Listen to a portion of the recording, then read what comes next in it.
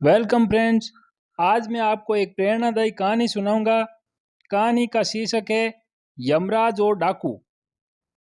एक साधु और डाकू यमलोक पहुंचे। डाकू ने यमराज से दंड मांगा और साधु ने स्वर्ग की सुख सुविधाएं। यमराज ने डाकू को साधु की सेवा करने का दंड दिया। साधु तैयार नहीं हुआ। यम ने साधु से कहा, तुम्हारा तप अभी अधूरा है। मृत्यु के बाद एक साधु और एक डाकू साथ साथ यमराज के दरबार में पहुंचे। यमराज ने अपने बही खातों में देखा और दोनों से कहा, यदि तुम दोनों अपने अपने बारे में कुछ कहना चाहते हो तो कह सकते हो। डाकू अत्यंत विनम्र शब्दों में बोला, महाराज, मैंने जीवन भर पाप कर्म किए हैं। मैं बहुत बड़ा अपराधी हूँ। अतः आप जो दंड मेरे लिए तय करेंगे मुझे स्वीकार होगा।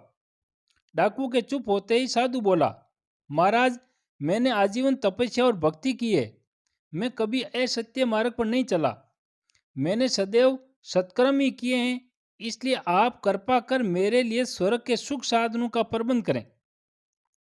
यमराज ने दोनों की इच्छा सुनी और डाकू से कहा, तुम्हें दंड दिया जाता है कि तुम आज से इस साधु की सेवा करो।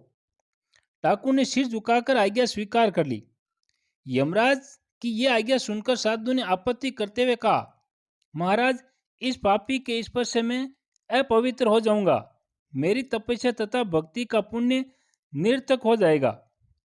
यह सुनकर यमराज क्रोधित होते हुए बोले, निरपराध और भोले व्यक्तियों को लूटने और हत्या करने वाला तो इतना विनम्र हो गया कि तुम्हारी सेवा करने को तैयार है, और तुम हो कि वर्षों की तपस्या के बाद भी अहंकार ग्रस्त ही रहे और ये न जान सके कि सब में एक ही आत्म तत्व समाया हुआ है।